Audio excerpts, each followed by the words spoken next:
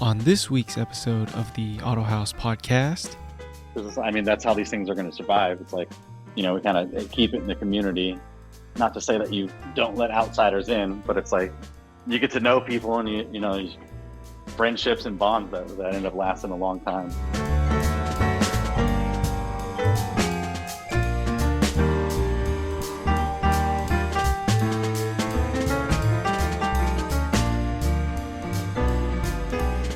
this is the Autohaus podcast. We have another Corolla-related business on the podcast today. The best welds I've probably ever seen in my life.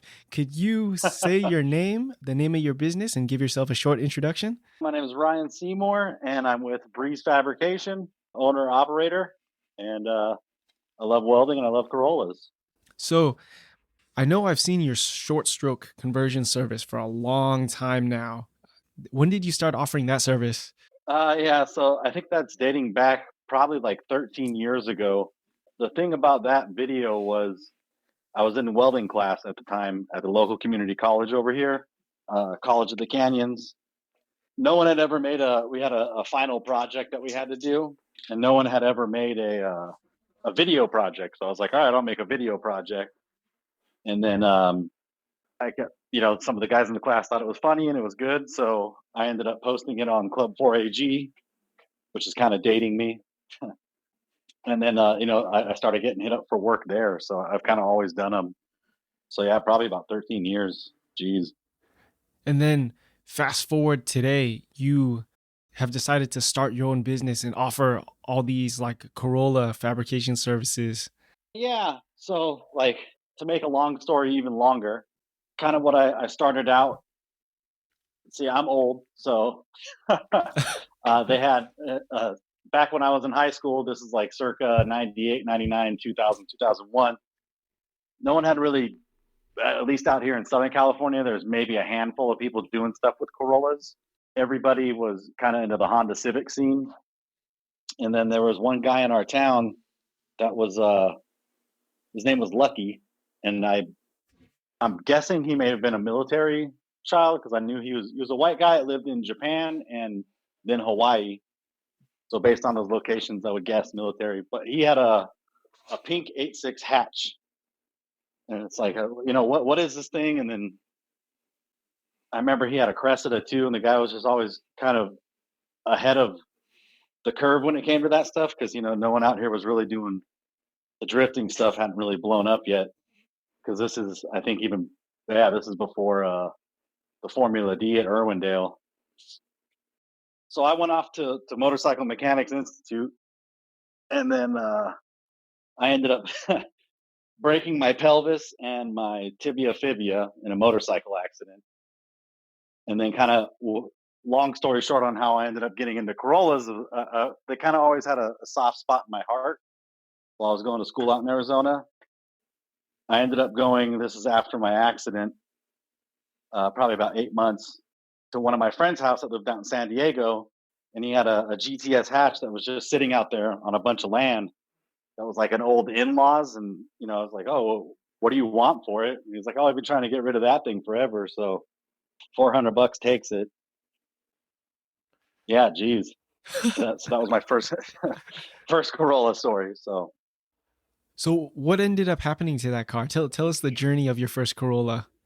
So I still have that car now. It's my hatchback, torn down again, probably for the third, hopefully the final time. So yeah, I'm kind of going a little bit like, I guess you'd say purist, but not really, because I'm still doing a black top and then going with the W58 transmission. I think some of the more pure guys like to stick with the T50s, but I know, as you've mentioned in your podcast before, they're kind of a little weak for what we use them for. Yeah, save your money and save the heartache and headache. Go straight to W series. Yeah, so that's what I'll end up going that route. But then for the business wise, it's started down the welding journey probably like 15 years ago or so at a local college out here, College of the Canyons. And then, just kind of always into cars and building my car, and then started building stuff for my car. And a good friend of mine that I grew up with, Rob Schnabel, he had a bunch of cars too. And then my friend Aaron, he had a bunch of cars, and it's like, why don't we just all get a shop together? So we kind of got it to as a hobby shop is how we were starting out. And then my buddy Rob, he was previously a tech for a race team on SCCA Pirelli World Tire Challenge for Tiger Racing, and then we raced a Mustang 2012, and unfortunately, Paul Brown was the driver, and he succumbed to cancer. So from there, he moved on, my buddy Rob, to be a crew chief for a team, always evolving. So then there was the accident there with Paul Walker and Roger. So they ended up, we were going racing the year after that. They still wanted to do racing, so we were doing it out of our shop, as a collaboration, because they didn't have the shop space. Yeah, I don't kind of all over the place. So I mean, it's fun, the race and stuff. You get to see the country, but you start noticing things where it's like, especially with us, we were doing Mustangs, which when you think Mustang, you kind of don't really particularly relate them to A86 chassis, but they're McPherson strut front suspension with a solid rear axle rear. So it's like a lot of the same stuff that the Corolla guys are doing, they're doing on the Fords as well. I was gonna say it's funny because on modern Mustangs they make kits for IRS and double wishbone fronts now. Yeah. But it's like we were running in I want to say 12, 13, 14. And it's like I wasn't full time with them, but I made it out to a couple races, like Florida, Laguna Seca. I know that's up in your neck of the woods. So what was your role? Yeah, good stuff. Oh, I was just a tech on the car, and then okay. Also, like I would do, since we were doing a lot of the stuff out of the shop that my friend and I shared, I do some of the fabrication work and stuff too. Tell us about your welding journey in 15 years from the video on YouTube from Club 4AG all the way to now. Like, how has that journey been? Tell us about that. All right, yeah. So I came in, started welding at, like I said, College of the Canyons. After my motorcycle accident, it's like I was kind of, low place, like broke a hip, pelvis, had to learn how to walk again and all that good stuff.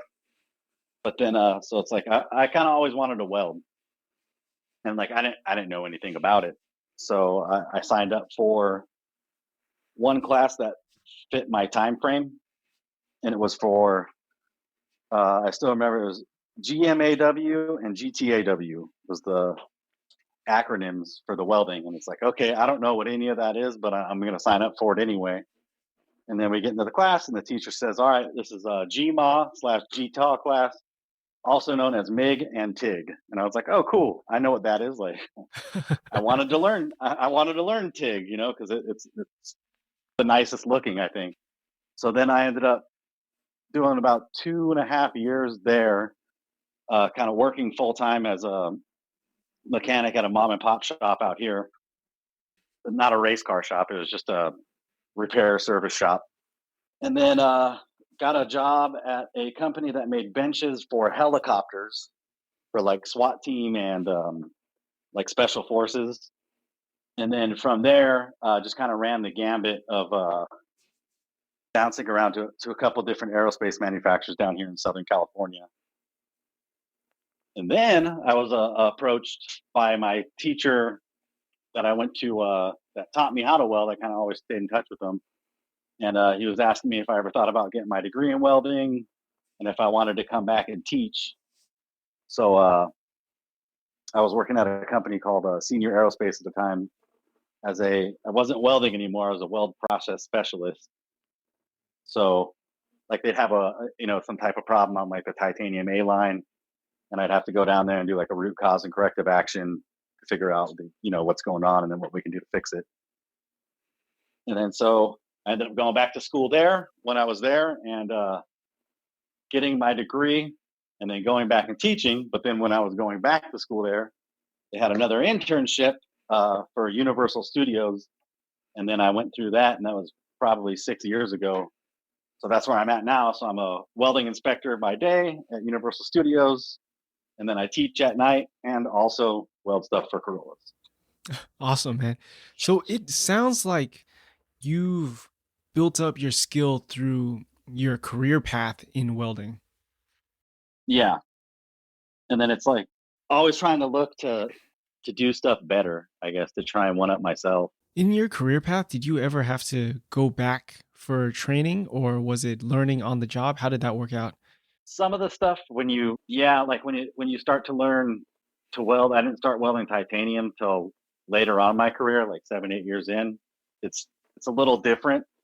Whereas like when you strike an arc to it, it kind of becomes, it feels like it's magnetic. So like if your filler wire doesn't go directly into the puddle, it wants to stick to the material. That and a lot of the stuff we were doing there was X-ray quality. So it's like you got to kind of relearn the basics. Also, going back in to take my test for a certified welding inspector. That's a little bit more book side, but that was some going back to school for that too. Yeah, I think welding's one of those like really misunderstood art forms where you get this like public perception of welding is, but they don't understand there's like aerospace stuff and like medical stuff that has to be like surgically clean and takes a Yeah, lot of science behind it. yeah, no, it's definitely there's more than one way to skin a cat. I think not to bore you to death, but I think AWS classifies 152 different types of welding procedures, or yeah, not procedures, but Like processes. processes. There we go. Yeah. I didn't know there was 152 processes. Holy crap. But yeah, and then just with the cars, it's like, I kind of halfway through my career, it's like decided to settle down and get married and have some kids. So it's like slowed down, and then this past like year and a half, my wife's kind of really been helping me out and pushing me like, oh, you should get back out there and get on, the car stuff again and take a run at it, building more parts, because she knows that's what I love to do. So like I can't thank her enough for that. She helps keep me focused. So That's awesome, man. That's really good to hear that your wife is supportive. yeah. I'm really curious about your Corolla hatchback. So, just as a refresher, how long have you had that car? Phew. Before I want to say before I even started to weld. Oh, wow. So it's probably been like 15, 17 years. Have you had And then Corollas in between that time? I have a TE72 that's nothing really done to it. It's just like a 3TC 3236 Weber. Mm-hmm. And then when we moved in to the neighborhood that we're in now, there was an SR5 coupe automatic that I bought off an old lady. So I scored that. So that was nice. And then like, yeah, in between, and then I had a Corolla XRS, a 2005 with the 2ZZ engine in it. Nice, nice. So yeah, that was a fun little car because it was like, I'd take it out to the track and people didn't really expect to see a 2005 Corolla like out there throwing it down. Yeah. Yeah, I don't know how with those cars. I think I don't know if you've had the pleasure of working on many of like the Salicas with the 2ZZs, and I think it's the C160 transmission.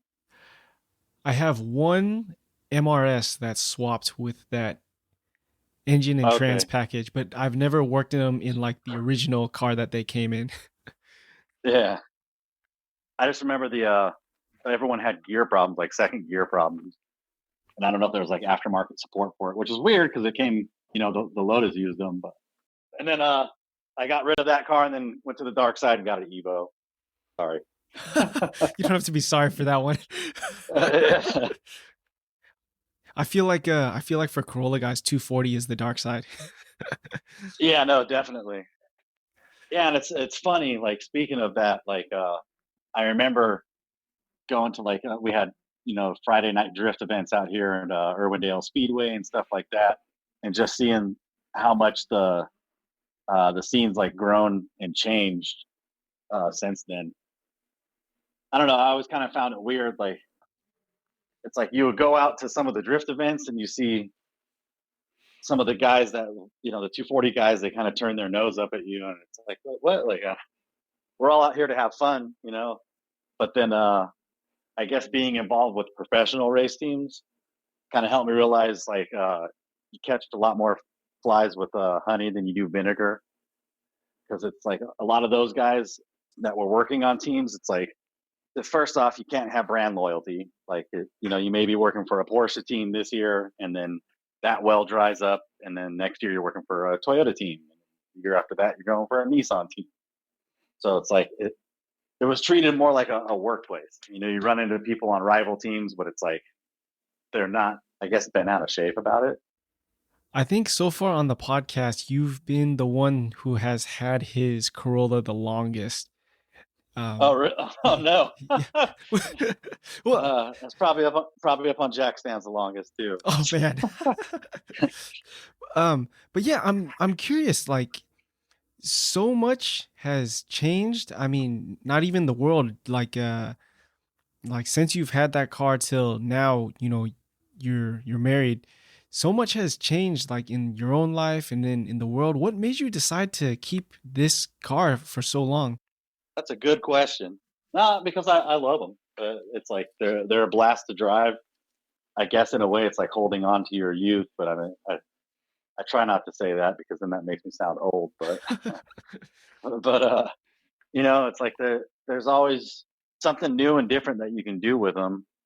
I mean, now it's like, I'm sure you've seen, the influx of beams engines, and it's like, that wasn't there 10 years ago because those cars weren't hitting their mileage points over in Japan to take the engines out and have them as a cheap, viable swap. So it's like, I see as the time goes, it's like just more and more stuff progressing. That, and they just look sweet. They look sweet little cars, a little innocent, and then they're kind of monsters on the road sometimes. When you first got your Corolla, I don't think anyone really understood what the car was. When was the time period where people started to notice, I would say, or like you started to notice, like, this car is kind of something? I kind of like always, like when I was younger, it's like, I hate to say underdog, but I mean, they are, they're the little cars that could. So it's like when I saw that guy Lucky in our neighborhood that had one, and then also I had some friends, Steve Gallagher and Aaron Ensign, that went to MMI out here in Rancho Cucamonga. I went over to their apartment one time, and there was a guy named Jason from Hawaii that had I think a red hatch at the time, and this is like 2003.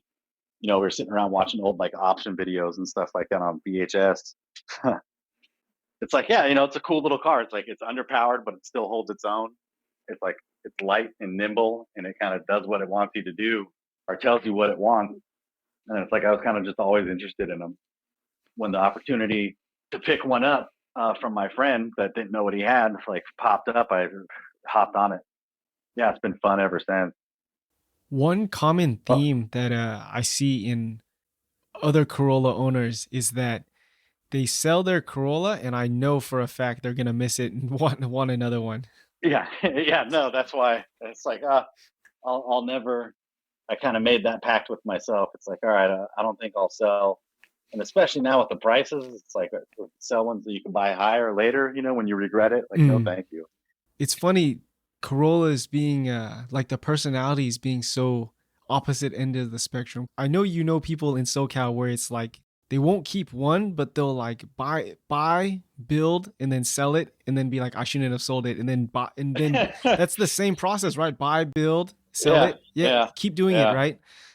Yeah, I think I know 4 or 5 guys that have done that. So I mean, there's like, I'm trying to dig a little deeper. Like, there's got to be a reason that you kept this particular one for this long. Well, because I always said that I'm not selling it. Like, they'd have to bury me in it. But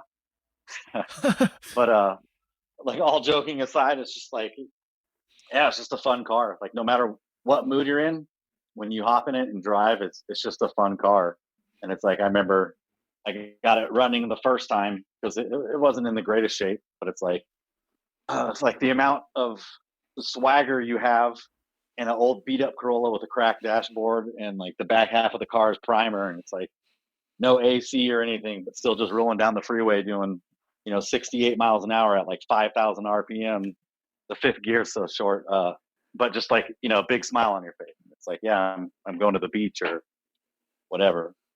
And it's like, I don't know too many other cars that you could replicate that in. You can't really have a bad time in a Corolla. Well, I guess you can, but You know what? Yeah, we always joke about roller life, and I'm. yeah, no, absolutely. But for the most part, these cars are pretty dependable. I mean, it's very rare. Like you gotta. I want to say the times I've seen these cars unreliable is because there's some like shade tree work or yeah, it's like, but the base car itself is like pretty reliable. yeah, yeah. No, they're stout. I remember when I was working on mine, I actually met another gentleman down here. How I met him is he was riding his bike around my neighborhood and he saw my car and tried to buy it. No way, man.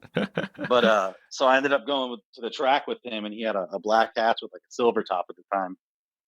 And I remember him, going off. It was a drift event, and him like dropping tire. I'm sitting passenger. You kind of don't realize how tough these cars are. Like you could get off track kind of sideways, and bang it around and get back on, and it's like, all right, all's well that ends well. It's not really too finicky. They're tough little guys. Yeah, and then here we are, like 40 years later in 2020, and people are still actively drifting and beating up these Yeah. cars still. And here they still Yeah, are, right? who knew, man? Like, who would have thought? And then, I mean, I don't even know where it's going to go from here. Yeah, something you mentioned earlier that piqued my interest was that there's always something in history that re-sparks the spirit or like reinvents these cars. So as of late, the beam swap has really reinvigorated these cars. Can you name like some other things historically or maybe just for you that have like you've seen that have reignited like the spirit for these cars? I remember when they were, I think JSP first started doing the kits for the S2000 motors, and Mm-hmm. I had a buddy that had he went from a 16 valve to an S2K motor. That car was quick. I mean, I don't know if you've driven one with it was F22, but it was yeah, like you couldn't hold it straight down the straightaway in fourth gear. It was just the back end was swinging everywhere, and it's like, all right, like we got we got ourselves a contender here, like liven the car up. Because I mean, to be honest, it's definitely a driver's car where the only reason why you're probably driving it is to have fun and go out and set personal bests. And configuration with the 4AG motor, like it's not in the competitive in anything, But when I drove that car with the S2000 motor, it's like, wow, this thing's a beast. And especially I've driven S2000s too, and it's like 86 is just so much faster. And outfitted with the same engine, same power plant, same transmission. Is it really that much faster, or does it just feel that much more dangerous Yeah, in the car? yeah, pretty much. It's like 80 miles an hour. It feels like death's around the corner in these things. Well, you make a good point because specifically for me, the JSP HRE card, I think one of the first JSP Yeah, swapped ones, that one was a big deal for me because all the magazine coverage it got. I remember when it was up for sale on Club 4AG for like sub 10 grand, I was like, oh man, I know this. I'm going to kick yeah, myself for not buying this car in the future. yeah. Now it's like you can't pick up a clean SR5 for about that No, much. that's Like totally true. But yeah, I guess hindsight's 2020. Yeah, so I'm guessing that was one of them. And then when guys they started doing K series swaps, I think John did that too. There's always if there's a will, there's a way. And then I see now some guys doing VQ35 swaps, which was pretty cool. Yeah, but it's like all those motors are now becoming cheaper, so it's like now that generation of power plant like has an opportunity to step in and kind of like take it. So it's like, what's next? I think I did see on Club 4AG someone selling like an electric motor to make a vehicle full electric. So I mean, I know there was an electric 8.6 out there at one time somewhere flown around the interwebs. No, he's there in SoCal. I ran a track day with him before. Okay. Are you familiar? Have you met him before? No, Okay. no. Yeah, he actually got featured on the Hoonigan YouTube. But yeah, a Nice. long time ago on when 8.6 Fest was still at Auto Club Speedway. Yeah, I ran track with that guy one time. Yeah, it was wild. Electric motor with a T50 behind it. Oh boy. Yeah. Yeah. So I mean, it's like where's it gonna go? And it's like I'm guessing that way. I don't know. Who knows? That's insane. But yeah, good stuff. Yeah. So even before engine swaps, is there anything else like historically that really changed for these chassis? That, and I remember like obviously the coilovers. It's like, there's always innovators, and then people kind of come in afterwards and like say, "Oh, that's a great idea," so they hop on. It's like, just because I did the coilover conversions, that was the way that it was done back in the day. They didn't have like adjustable body coilovers for these cars. Mm-hmm. At least if they did, I wasn't aware of them. And then I think Gretty came out with the kit. And that was like the best kit for the longest time, right? Yeah. The Holy Grail Yeah, kit. yeah, pretty much. And I was just thinking about that last night, actually, when I was in bed, which is weird that I think about when I'm in bed. But but it's like, I was like, oh, I haven't seen those kits around. I wonder if they're still making them at all. And then companies like T3 came in, or making like vehicle specific parts, and then the car gained popularity kind of on the backside. So it's like, instead of like not welcoming, it's like, oh, everyone wants to have kind of their own individuality. So it's like, kind of the adolescent thought is like, oh, these cars are getting more popular and I want to be an individual, so therefore, like, I don't want it to become more popular because I want to be the guy. But the thing is, the more popular something becomes, then the more aftermarket support that gets followed with that. So Yeah, totally agree. Have you spent most of your life living in SoCal? yeah, Southern California and Arizona when I was going to motorcycle mechanic school. Okay. The reason I ask, because you brought up about individuality and the cars getting more popular. One thing that I saw during like my time in the Corolla community up here in NorCal is that there was once a time when it was more snobby around here to be a Corolla owner. Oh, really? Yeah, I think that's one way to put it. Where I've heard there's been like a resurgence of people attending our first Friday of the month meets, and a lot of people who have been in the Corolla scene for a long time, they've told me like, yeah, dude, it used to suck to come out here because all people wanted to do was like talk shit about your car and be like a connoisseur or a snob. Yeah. And it's like, where's the car you built? Like, it's really easy to point your finger and like, but it's like, if you haven't built anything, then you should probably not. Not say anything, right? Yeah. But it's like, I mean, talking about the good old days. Yeah, down here we had a meet that was AE86 nights down in Alhambra. First time I went down there, it's like, met all those guys, and it was open arms. So it's like a real good group of guys. And then I think, yeah, like you said, over the years, like, things start to change. And it's like, I don't know what everyone's trying to prove. On social, I know it's a little bit different, but I mean, social is its own thing. But I am happy and relieved to see that at least in real life out here in NorCal, it has been much more of a community and a family thing, and is far more welcoming than how it used to be. So Yeah, no, it's good, because I mean, that's how these things are going to survive. It's like, we kind of keep it in the community. Not to say that you don't let outsiders in, but it's like, you get to know people, and these friendships and bonds that end up lasting a long time. man, you made a good point about that's how these things survive, because I've had rotary owners on the podcast before, and they say that's why there's no more rotary meets around, because it was just like too elitist. The biggest thing, the gap between if you're an FD or an FC owner was like too big. So Oh man, I guess I could see that. That's crazy.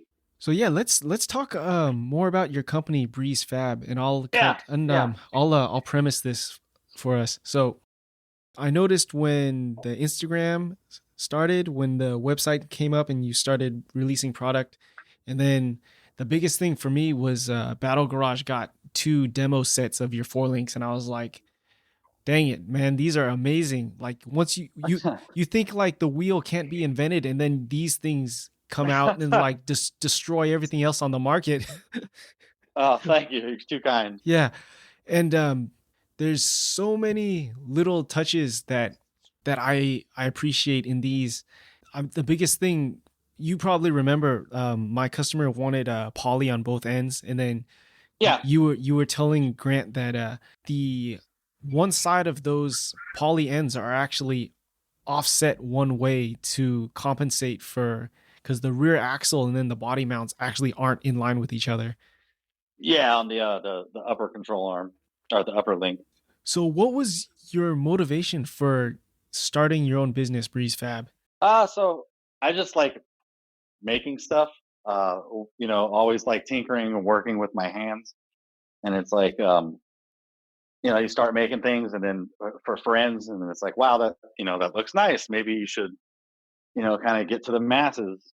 And I guess back in the day, I wouldn't say it was easier. It was just different, on Club 4AG, going back there, being like an old timer with that. It's like you could reach the whole community right there.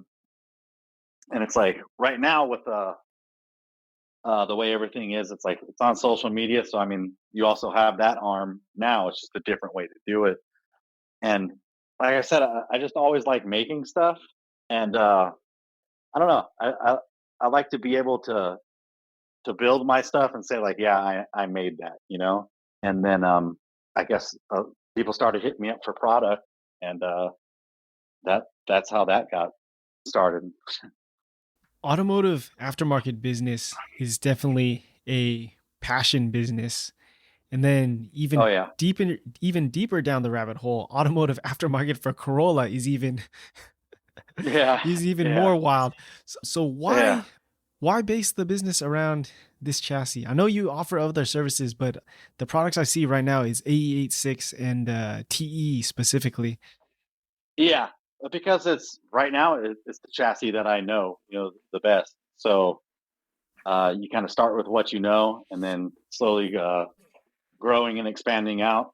Reached back out with my friend Rob over at Limitless Power, was the crew chief for one of the race teams I work for, and he wants to start doing some Civic parts for road racing stuff.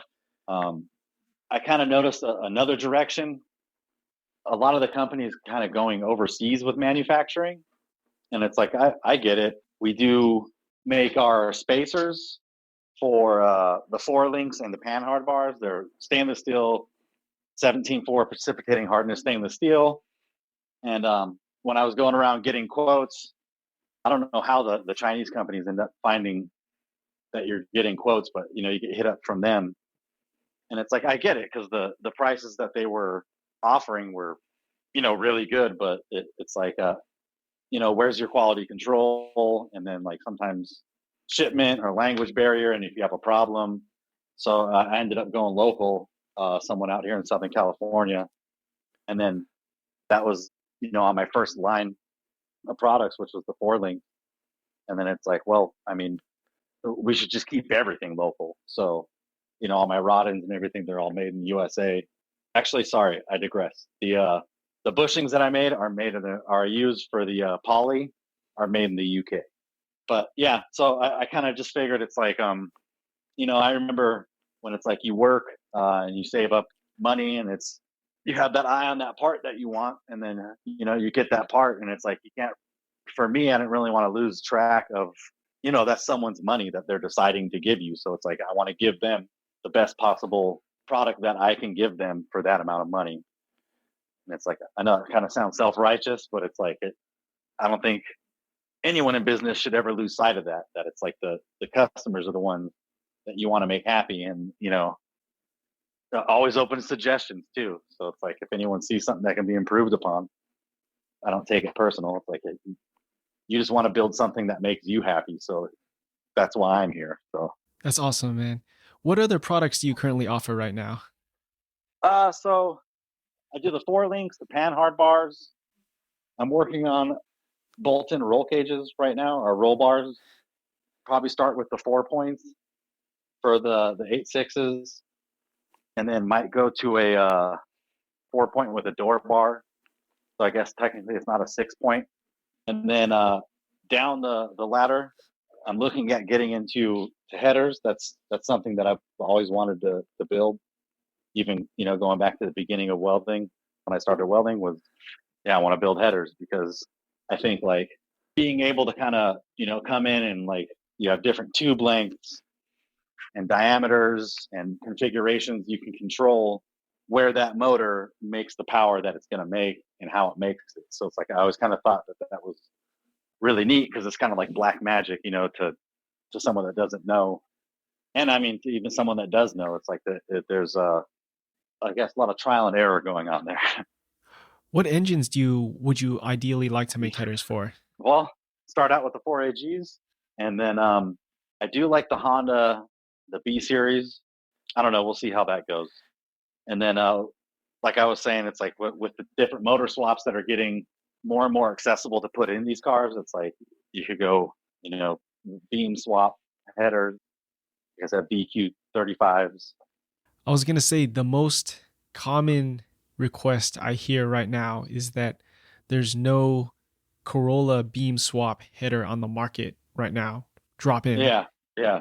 No, that's what I've been hearing too. So probably what's going to come down the pipe is trying to find that from like a business standpoint, I guess that fine balance, because it's like you can go a fully custom header that's going to meet the Johnny Corolla's needs exactly, because he's going to give you the printout on his cam timing, his lobe separation, all that stuff.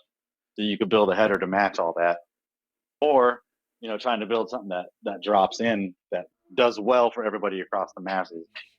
Besides products, do you offer any services for Breeze Fab? Yeah, I do short stroke strut conversions for the A86, TE72s. I ended up getting into some of the Lexuses, Lexuses, I don't know. But the LS 400s and LS 430s, they have a steering knuckle that they shorten. I think when the guys lower those cars, shorten those guys up. Well, yeah, and then I built roll cages as well. So like a weld-in roll cage. Two things I'm really excited about. I kind of want to ask you at the same time. Yeah. First of all, so interesting. Like in Japan, like big body 4-door drift cars have always been huge. And then now it's just coming to us, where like I've seen LS400 drift cars. So yeah, that's great. And then the Japanese, they've been modifying knuckles for angle and everything for the longest time now. And yeah, yes, on your Instagram, probably the thing I'm most excited about is the roll cages. Tell us about the roll cages. Actually, yeah, I'm sitting in front of a customer's car right now that I'm building. He wanted a 4-point weld-in.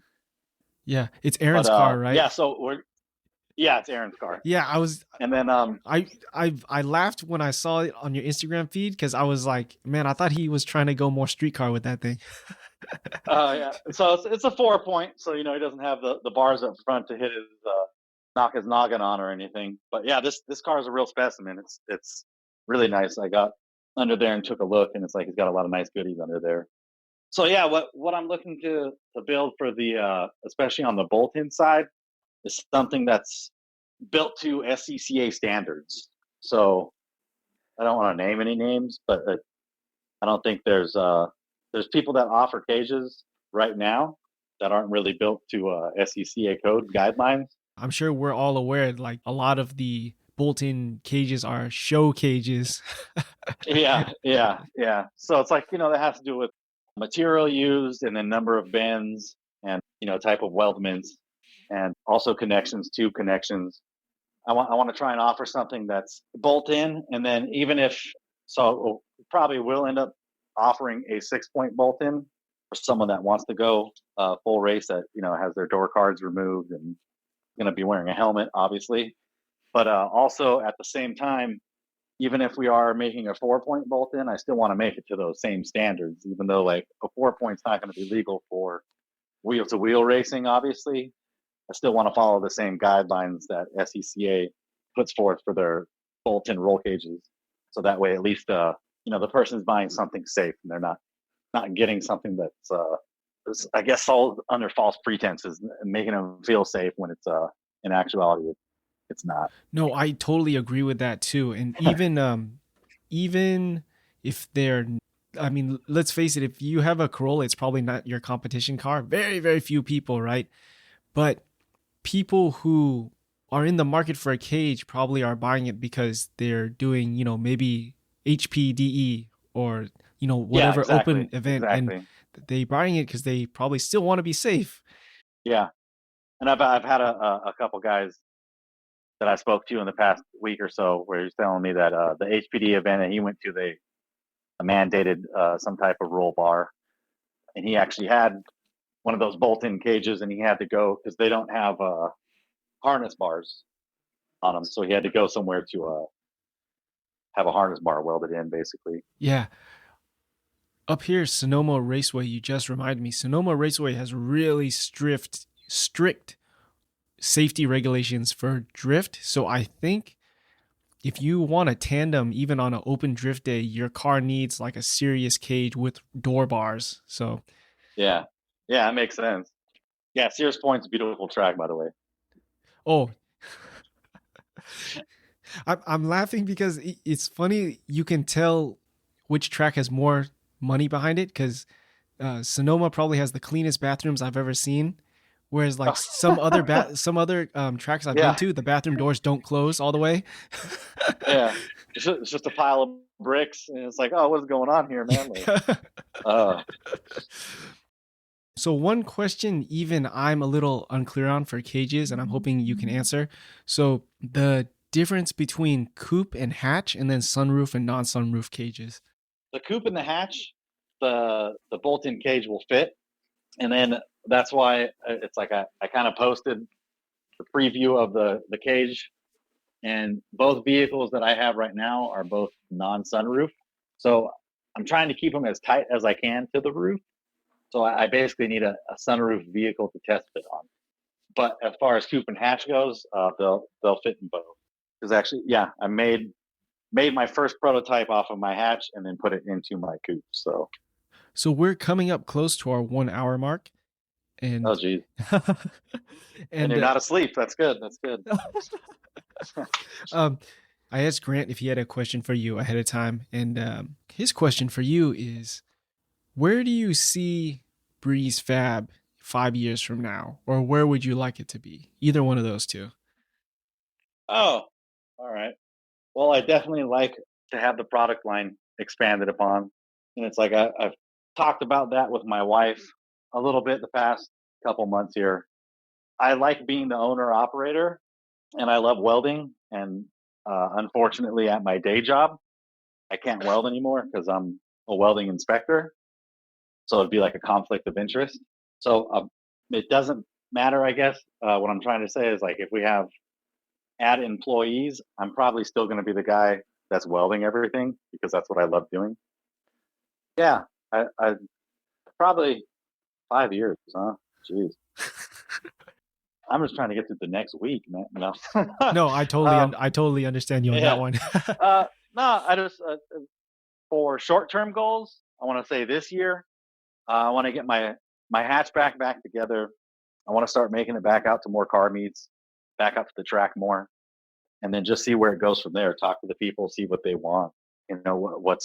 What are some ideas that they have for products, and kind of bounce off the people that are driving these cars every day, or not every day, but just people that are driving the cars in general. And just building a nice little business.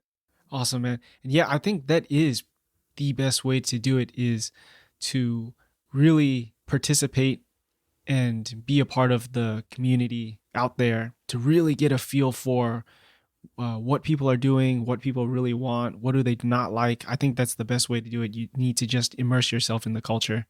Yeah, yeah. And it's like I said, I took a little break for probably 3 years now. It feels like an eternity.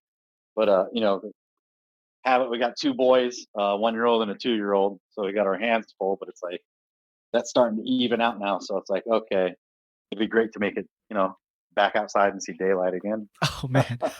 But no, get out to the track and just get out there with friends. Yeah, likewise, man. Hopefully we can find some time up here too and do track day with you guys in SoCal, because this has been an ongoing discussion for years now to get a NorCal SoCal track day. Yeah, no, that'd be Corolla great. track day. Yeah. Yeah. But yeah, Ryan, we'll close up the podcast there, and then yeah, we can talk a little bit afterwards. But I really wanted to thank you again for your time, man. Like, I'm so No, excited to see the future of your business. And like, there's so much stuff, like the four links. I was telling Grant, like, man, I'm ready to just trade out my old four links. I get the Breeze Fab ones now. And then now you're making a cage, and I'm like, oh man. well, I appreciate the opportunity. Really, like it means a lot. So I just want to say thank you to you too, and to Grant, and you guys have been great. And then if you are ever releasing any new product, you want to make an announcement about something with Breeze Fab, anytime at all, just let us know. I'd love to have you on the podcast again. Awesome. Thank you so much. I appreciate it.